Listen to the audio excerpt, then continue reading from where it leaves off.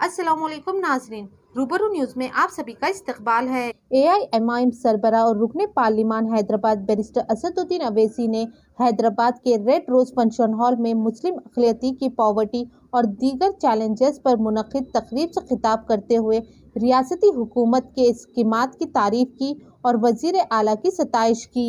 सदर मजलिस ने रियासती वज़ीर आला के चंद्रशेखर राव से दलित इम्प्रूवमेंट स्कीम के तर्ज पर मुस्लिम बंधु इम्प्रूवमेंट स्कीम मुतारिफ कर तबके की हमादेहत तरक्की को यकीनी बनाने का मुतालबा किया।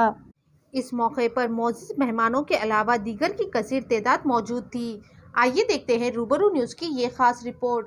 हर अहम और ख़ास खबर के लिए रूबरू न्यूज़ को यूट्यूब पर सब्सक्राइब करें, फेसबुक पर लाइक करें, इंस्टाग्राम और ट्विटर पर फॉलो काफी नीचे है। तो इस तरह से जो मुस्लिम है वो एसटी के थोड़ा सा ऊपर है, एससी से लोअर है, तो ये काफी गरीब तबका है, काफी गरीब तबका है। अगर माने अगर जो हमारा डेटा रिवील करता है वो चाहे एनएसएसओ का हो, चाहे वो सेंसस ऑफ इंडिया का हो, चाहे वो एनएफएचएस का हो, चाहे वो सुप्रीम कमीशन के अपने डेटा हो, वो सारी चीजों को अगर ट्रायंगुलेट किया जाए, इकट्ठा किया जाए तो ये हम आपको सुबह सुबह तकलीफ दे रहे। फिर कुंडू साहब, प्रोफेसर कुंडू साहब का तारुफ ये है कि पूरे मुल्क के मुसलमानों के ताल्लुक से कुंडू कमेटी की रिपोर्ट एक जामे रिपोर्ट मरकजी हुकूमत को दी गई, मौजूदा मोदी हुकूमत को। तो उसमें कुंडू साहब का भी शुक्रिया अदा करता हूँ और मैं कुंडू साहब का पेश आया और हम अल्लाह से दुआ करते हैं कि अल्लाह कुंडू साहब उन्होंने आज वो भी इस इजलास में वो शिरकत करेंगे। इस नए डेटा जो नया आदाद व शुमार हमारे पास है, डेटा के साथ मुस्लिम इन तेलंगाना सुदीप साहब और बारी साहब और शाबान साहब इसमें और मुख्तलिफ एक्सपर्ट्स के हुकूमत तेलंगाना की जानिब से एक बड़ी ही इनकलाबी स्कीम का आगाज के तहत दलित परिवार के ख़ानदान में एक फ़र्द को तेलंगाना की हुकूमत 10 लाख रुपये। शाबान साहब जो इंशाअल्लाह पेरिस से जो यूनिवर्सिटी ऑफ पेरिस में आजकल पढ़ा रहे हैं, वो जूम से हमसे अपनी बात को, अपने आदाद व शुमार को रखेंगे। मैं शुक्रगुजार हूँ जनाब प्रोफेसर अब्दुल शाबान साहब का। But that is not sufficient for the anybody to go beyond and get good employment opportunities.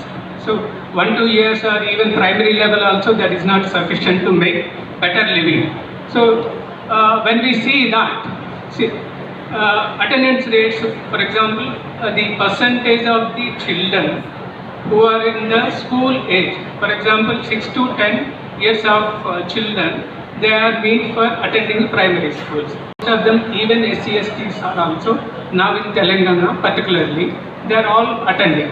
Even then, there is a little difference. When we see all Hindus, it is 99.9%, but almost all maybe उस काम को continue कर सके जो हमने Sudeep commission में शुरू किया था और उस काम को हम इस गुजारिश है कि ये जब ये डेटा समझाएं तो आप उसको गौर से देखें, आपको ये समझ में आएगा कि हमारी आबादी किस हाल में है और पिछले दिनों में कितनी तरक्की हुई और आगे कितनी हुई। इसका मकसद आप लोगों को आगाह कराना है, क्योंकि हम लोग अक्सर इस किस्म का एविडेंस हमको मिलता नहीं है या समझ में नहीं आता। तो मैं दोनों से मेरी गुजारिश है कि ये आप सबको इस डेटा से आगाह करें। और government services and public services में मुस्लिम कम्युनिटी का रिप्रेजेंटेशन बहुत कम, तकरीबन 7% रहने की वजह से ये special provision of reservations for increasing representation to Muslims in government services, वो भी एक पॉइंट था। और एजुकेशनल इंस्टीट्यूशंस में भी रिजर्वेशंस देने का भी एक रिकमेंडेशन था। यानी हमारे कमीशन का काम 2019 में कंप्लीट हो गया। इस रिपोर्ट के अलावा कमीशन ने और 3-4 स्टडीज़ की थी और उनको भी गवर्नमेंट को सबमिट किया था। अब कमीशन के क्लोजर के बाद डॉक्टर अमीरुल्लाह खान और दूसरे एकेडमिशियंस से कुछ डिस्कशन हुआ। फिर एक सजेशन आया कि छोटी सी बॉडी बनाई जाए जिसमें एक किताब है सिटीजनशिप पे, जो आजकल का बड़ा अहम पहलू है। तो हमने इस किताब को की इजरा कराई अभी जनाब असदुद्दीन ओवैसी से, सुधीर साहब से मैंने रिक्वेस्ट किया कि वो असद साहब को पहली कॉपी दें। और जो दूसरी किताब है वो औरतों के हुकूक पे, जेंडर पे है।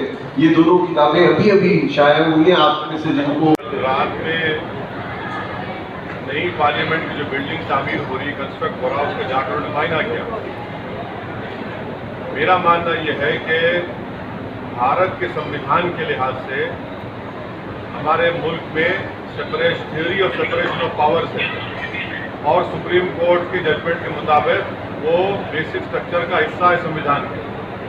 और theory of separation of powers का मतलब ये है कि एग्जीक्यूटिव लेजिस्लेचर के काम में मुदाखलत नहीं करेगा, ना जुडिशरी के, सब इंडिपेंडेंट काम करेंगे। तो प्रधानमंत्री जो है वो संविधान के लिहाज से, theory of separation of powers के लिहाज से एग्जीक्यूटिव का हिस्सा है। अगर प्रधानमंत्री सिर्फ अकेले जाकर नई पार्लियामेंट की बिल्डिंग जो कंस्ट्रक्ट हो रही है उसका मायना करेंगे, इंस्पेक्ट करेंगे, तो मेरा मानना है वो गलत था।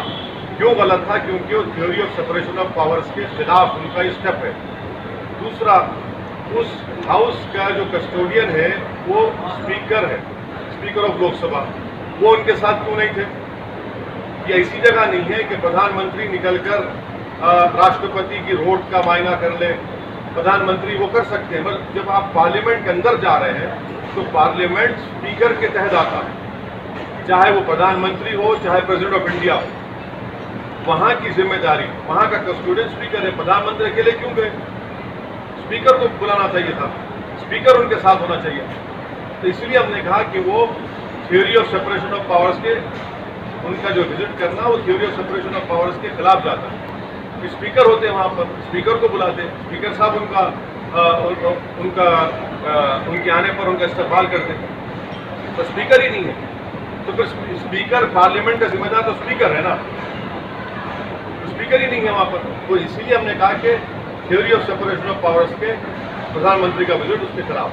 पार्टी मीटिंग बुलाई दलित की स्कीम के बारे में, तो उस ऑल पार्टी मीटिंग में हमारे एमएलए ने इस दलित बंधु स्कीम का वेलकम किया और साथ में ये भी कहा कि मुसलमान और दीगर जो सेक्शन ऑफ सोसाइटी ओबीसी के, उनको भी इस तरह की मदद करनी चाहिए।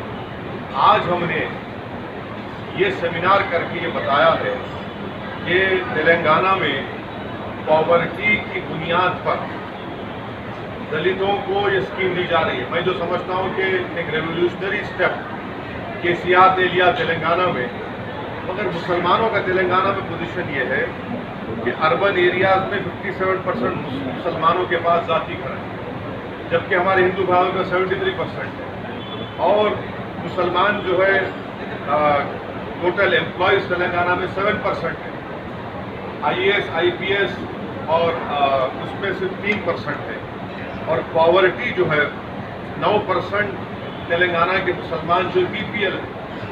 तो हमने ये बताया है कि तेलंगाना में करीब 8,80,000 मुसलमानों के हाउस होल्ड हैं और इकोनॉमिस्ट, सोशल साइंटिस्ट और एक्सपर्ट्स ने ये बताया है कि कम से कम मिनिमम 1% मुसलमान तेलंगाना के एब्जेक्ट पॉवर्टी में जिंदगी गुजार, यानी करीब 9,000 हाउस होल्ड।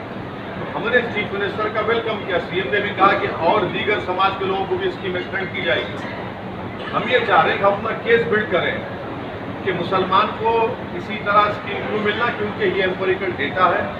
इसीलिए हमने आज ये फैसला लिया और हमारे MLAs तेलंगाना के सभी बोले तेलंगाना में 8.5 लाख मुसलमानों के घर हैं, जिसमें से मिनिमम 1% लोग जो है BPL आते हैं। तो उनको अगर आप देंगे 10 लाख एक मेंबर को, तो 900 करोड़ का स्टेट के ऊपर फाइनेंशियल बर्डन होगा। जबकि खुद मिनिस्ट्री ऑफ माइनॉरिटी का बजट यहाँ पर जो पूरे देश में अगर आप देखेंगे इतना बड़ा बजट नहीं है, 1600 करोड़ बजट है। हम ये भी कह रहे हैं कि चीफ मिनिस्टर उसको उस 10 लाख को आप 2 साल में दीजिए, मगर ये देना ज़रूरी है क्योंकि गरीबी से आवाम को उठाने के लिए, उनका एक एसेट क्रिएट करने के लिए और पूरी दुनिया में इस तरह का जो फंड ट्रांसफ़र हुआ है ये तो एक्सपर्ट भी मानते हैं, हम तो वेलकम करें दलित बंधु को। और चीफ मिनिस्टर ने कहा कि दीगर सोसाइटी के रिलीजियस के हो या ओबीसी के लोगों को दिया जाएगा, यार देना। इसलिए हमने अपना केस बिल्डअप किया, डेटा जमा किया, इकोनॉमिस्ट को बुलाया और उन्होंने दिया, अपनी बात रखे। लड़ेंगे 33 लाख यूपी के नौजवान बेरोजगार हैं, अनएम्प्लॉयड पोर्टल पर उनका नाम है। मैं इलाहाबाद से लखनऊ गाड़ी में आया, कौन सा विकास है? रोड पे खड्डे हैं और हर जगह हर 20 कदम की रोड पर आप देखेंगे गाड़ी चल ही नहीं सकती क्योंकि पूरा कैटल बैठा हुआ है। कौन सा विकास की बात कर रहे हैं आप, जहां पर 75 में से 51 जिलों में बच्चों की पैदाइश जो होती है स्टंटिंग होती है। कौन से विकास की बात कर रहे हैं कि 9 लाख अगर भारत में एक्यूट मेल नरिश चिल्ड्रन है तो 4 लाख यूपी में है। कौन से विकास की बात कर रहे हैं कि गंगा के ऊपर लाशें गिर रही थी कोविड के सेकेंड वेव में। कौन सा विकास के कानपुर में 75 टन ऑक्सीजन की जरूरत थी तो आपने खाली 17-18 टन दिए। कौन से विकास की बात कर रहे हैं जहां पर मजहब के नाम पर मॉब लिंच किया जाता है? तो कोई विकास नहीं है वहाँ।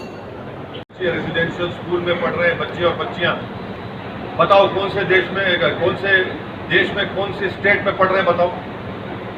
तेलंगाना में पढ़ रहे हैं 30,000 बच्चे रेजिडेंशियल स्कूल में फ्री ऑफ कॉस्ट पढ़ रही हैं। कौन से स्टेट में पढ़ रहे हैं बताओ जिसमें हमारा कंट्रीब्यूशन नहीं है? मुस्लिम बंधु लगा सुनिए, माइनॉरिटी मिनिस्ट्री का बजट 1600 करोड़ रुपये है। कंट्री में कितना है? 2300 करोड़ रुपये है। अरे ये तो काम कर रहे हैं ना यहाँ। आपको उम्मीद है कि मुस्लिम बंधु भी लाएंगे? रिकमेंड करेंगे, गवर्नमेंट को रिप्रेजेंट करेंगे, हम डेटा के साथ बात करेंगे ना, एम्पिरिकल डेटा देंगे और सरकार उसको देखेगी। जब बैकवर्डनेस, पॉवर्टी, जमीन रूरल एरियाज में कितने मुसलमानों के पास कितनी ज़मीन है, 57% अर्बन एरिया में मुसलमान जाति घर में रहते हैं, तो ये सब डेटा है जमा किए, हम गवर्नमेंट को देंगे, कंपेलिंग केस हम बनाएंगे ताकि सरकार इस पर गौर करे, उसको एक्सेप्ट करे। मामला है केसीआर के दिमाग में आप कोई बात बिठा दो, उसको पूरा कर दो। तो हमारा काम ये है कि जाकर उनको हम पूरे लोग जाएंगे, ये डेटा देंगे और उनको बताएंगे कि तेलंगाना की और प्रॉस्पेरिटी के लिए, तेलंगाना की मजबूती के लिए जो एक रेवोल्यूशनरी स्कीम का उन्होंने आगाज़ किया है दलितों के लिए, उसको मुसलमानों को ही मिले, ओबीसी को भी मिले, शेड्यूल ट्राइब को ही मिले, सबको मिले। क्योंकि पॉवर्टी देखिए, हम क्या बोल रहे हैं, हम क्या पूरे मुसलमान को नहीं बोल रहे हैं। अब आप लोग चला देंगे सुबह शाम में 6 बजे 9 बजे से, हम क्या कह रहे हैं कि 8.5 लाख मुस्लिम हाउस होल्ड तेलंगाना में है, जिसमें से 1% हाउस होल्ड जो है वो बिलो पॉवर्टी लाइन है, मिनिमम। वैसे तो 2% भी हो सकते हैं, पर हम कह रहे हैं मिनिमम। और उसके लिए आप 900 करोड़ रुपए दो, 1600 करोड़ तो बजट है, अगर आप 1 साल में दे सकते 2 साल में दीजिए। मगर हम ये चाह रहे हैं कि बेनिफिट सबको मिले, मिलना भी चाहिए। मुसलमान को भी, तो मुसलमानों में जो बिलो पॉवर्टी लाइन के 1% हाउस होल्ड है, मिनिमम 1% है, उनके लिए हमने सेमिनार किया। ये चीज़ को हम असेंबली में हमारे मिले उठाएंगे, हम लोग जाके सीएम से मिलेंगे और उनसे बात भी करेंगे। ज़मीन पर तो एमआईएम का जोर है अच्छा खासा, हर जगह जहाँ हम जा रहे हैं आवाम बेलौस तरीके से निकल कर आ रही है, बड़ी बड़ी हज़ारों की तादाद में आ रही है। अब हमारे लिए ऑब्जेक्टिव और चैलेंज ये है कि उसको वोट में कन्वर्ट करें, तो हम उसकी कोशिश करें। जितना बोलना उतना बोलेंगे, जितना नहीं बोलना है नहीं बोलेंगे।